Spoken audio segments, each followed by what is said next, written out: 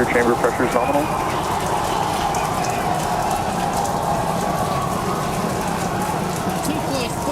Seconds into the test flight of the inaugural Starship vehicle. Tower cleared, we're into pitch over. Propulsion reports first stage engines nominal. What a sight from the ground cameras at Starbase. We're flying at twice the thrust of the Saturn V heading to space. Acquisition of signal, surface proceed. We're throttled down and throttled back up. Going through the period of maximum aerodynamic pressure.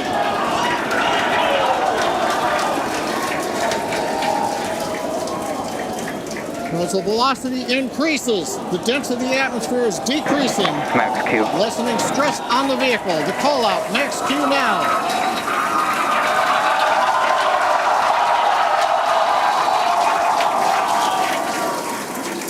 Continuing to watch the first stage as we head downrange.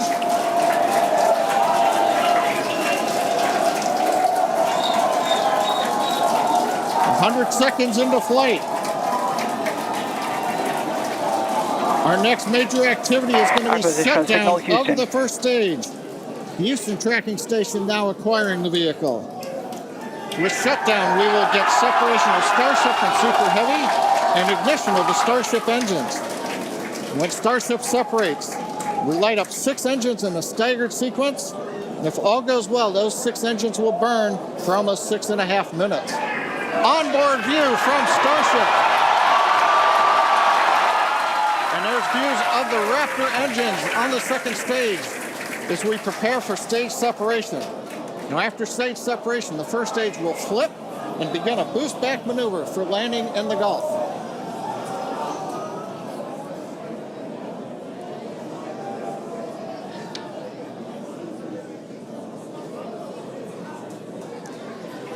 Continuing to fly, 2 minutes 40 seconds. Let's get ready for main engine cutoff. Restriction cutoff. Beginning to flip for stage separation.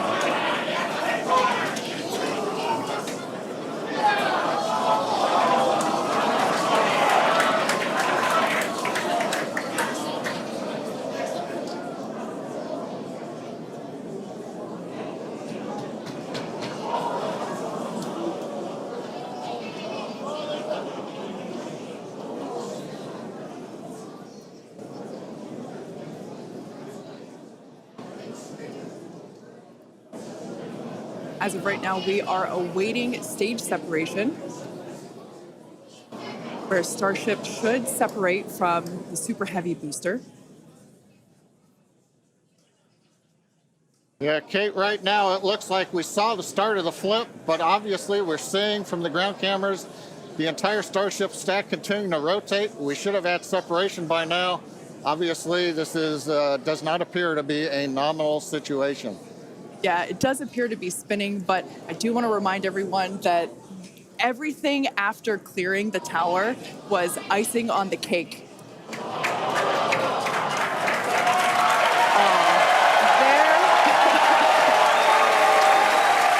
there, as you saw, as we promised, an exciting end to the Starship inaugural integrated test flight.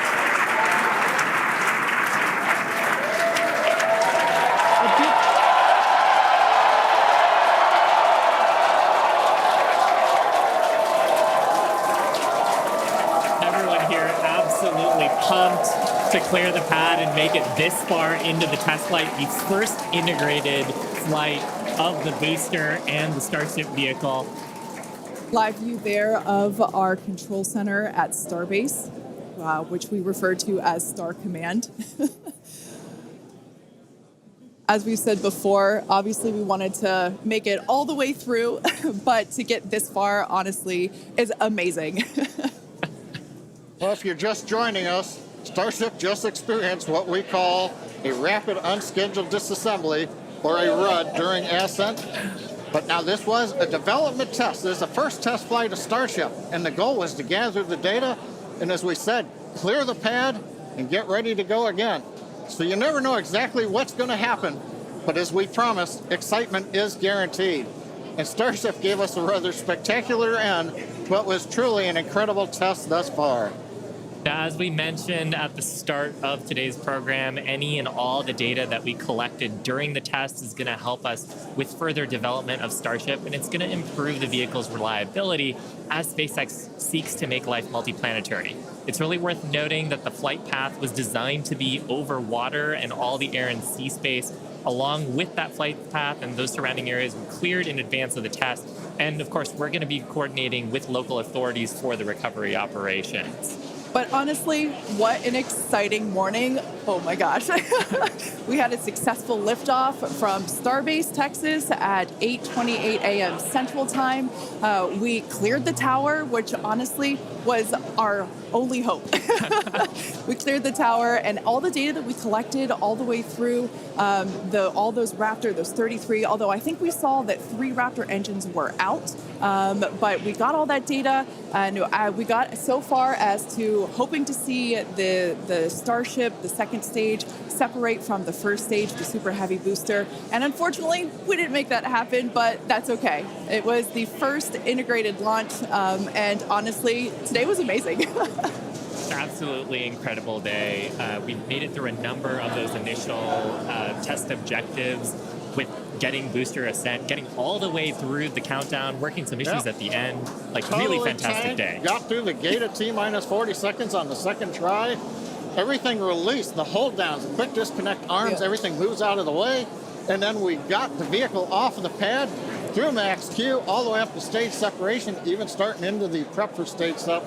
And then, as we say, a lot of excitement. Yep. Honestly, my face has had a smile on it since liftoff, and now my face hurts. Now, since we don't have any insights on the cause of our rapid unscheduled disassembly at this point, we're going to end our webcast here. Teams will continue to review the data and work toward our next flight test. But before we go, a big congrats to the entire SpaceX team on an exciting first integrated flight test of Starship. And of course, a shout out to our viewers. We appreciate you joining us. And as always, we thank you for your interest in Starship, SpaceX, and your ongoing support. Till next time.